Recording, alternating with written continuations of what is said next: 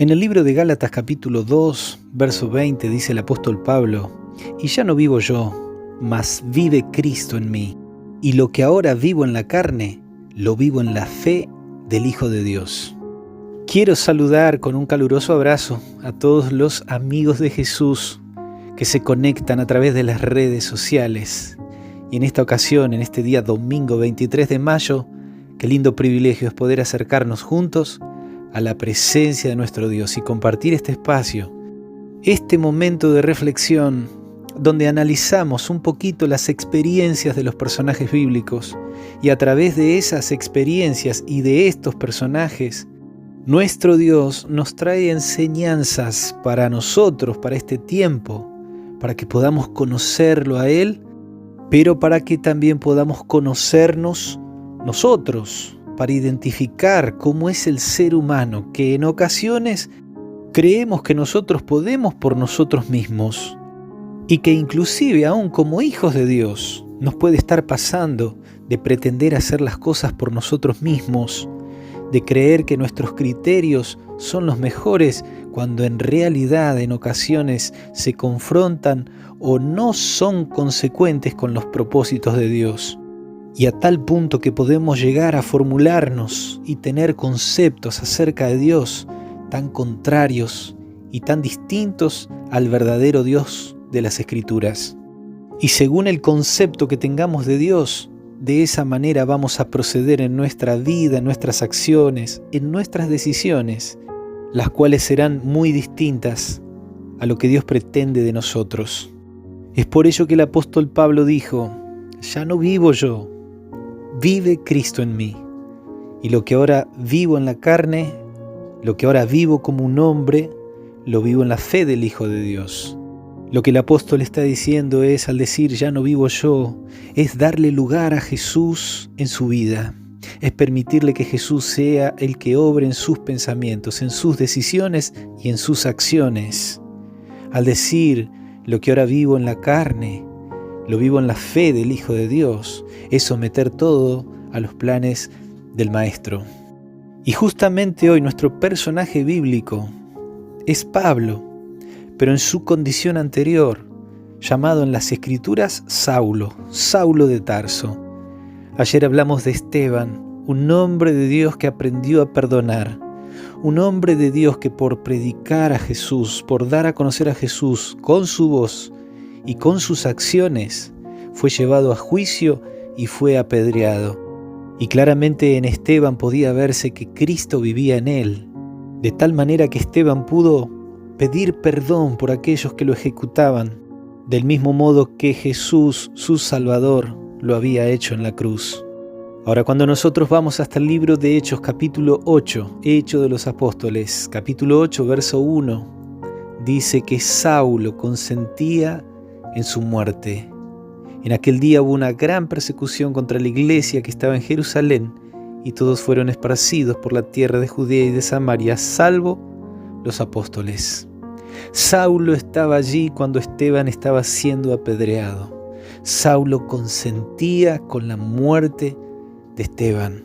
Saulo estaba hasta quizás podríamos decir satisfecho y feliz de que este hereje, según el punto de vista de Saulo, fuera ejecutado y muerto.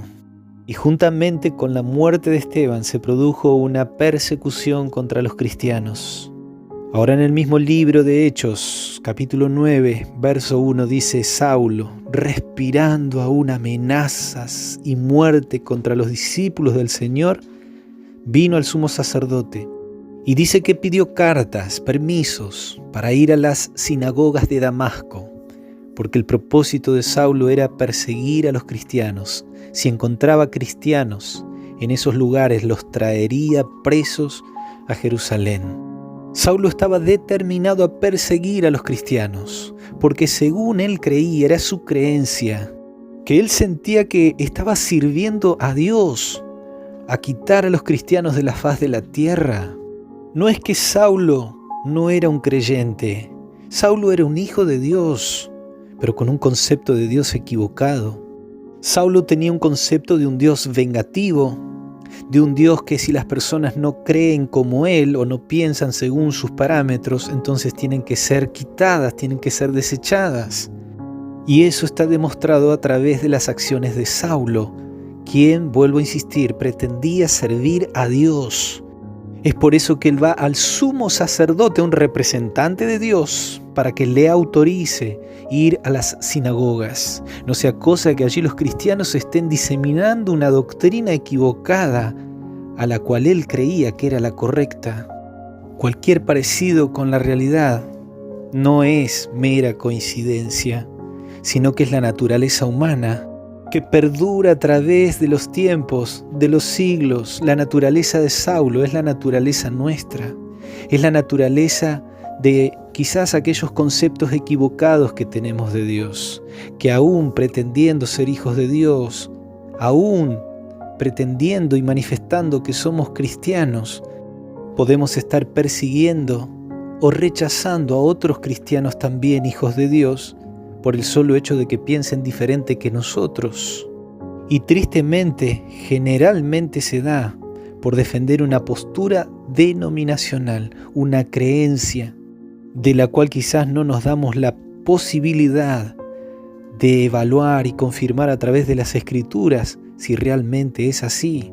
Y en este caso Saulo veía a los cristianos como una amenaza para su doctrina, para su entendimiento de las cosas de Dios, para ese Dios equivocado de la mente de Saulo. Pero no se dio la oportunidad de dialogar con los cristianos y de escuchar sus razonamientos y de evaluarlo a través de las Sagradas Escrituras. Y allí iba Saulo con el propósito de perseguir a los cristianos. Verso 3 dice que yendo por el camino, aconteció que al llegar cerca de Damasco repentinamente le rodeó un resplandor de luz del cielo, y cayendo en tierra oyó una voz que le decía: Saulo, Saulo, ¿por qué me persigues? Y él dijo: ¿Quién eres, Señor? Le dijo: Yo soy Jesús, a quien tú persigues. Dura cosa te es dar patadas contra el aguijón. Y él, temblando y temeroso, dijo: Señor, ¿qué quieres que yo haga? Y el Señor le dijo: Levántate, entra en la ciudad, y se te dirá lo que debes hacer. Y ese encuentro de Saulo con Jesús marca un antes y un después en su vida. Ya Saulo no iba a vivir conforme a sus criterios, a sus conceptos de Dios, sino que ahora iba a permitir que Cristo viva en él. Y es así que Saulo llega a ser el apóstol Pablo, que tomaría la bandera del Evangelio para predicar a Dios, pero con un concepto real.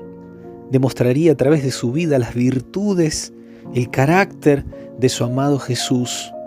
Y de ahí en más Pablo vería a las personas, en cada una de ellas, un posible candidato al reino de los cielos, a pesar de que puedan estar pensando o creyendo de manera diferente que él.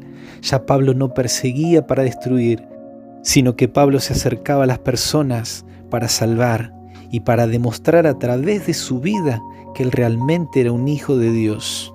Mi pregunta a ti que estás escuchando en este momento es: ¿cuál es tu concepto como un hijo de Dios acerca de él? ¿Tu postura cuál es? ¿La de Saulo o la de Pablo? Lo que determinó en Saulo el cambio de visión en cuanto a sus conceptos fue poder encontrarse en la presencia de Jesús, en ese encuentro junto al camino. Lo que va a determinar un cambio también en tu visión acerca de Dios y cómo darlo a conocer, y de cómo relacionarte con aquellos que puedan pensar o creer diferente a lo que tú crees o piensas, será cuando ya no vivas tú, sino cuando le permitas a Jesús vivir en ti. Y de eso se trata, permanecer en su presencia.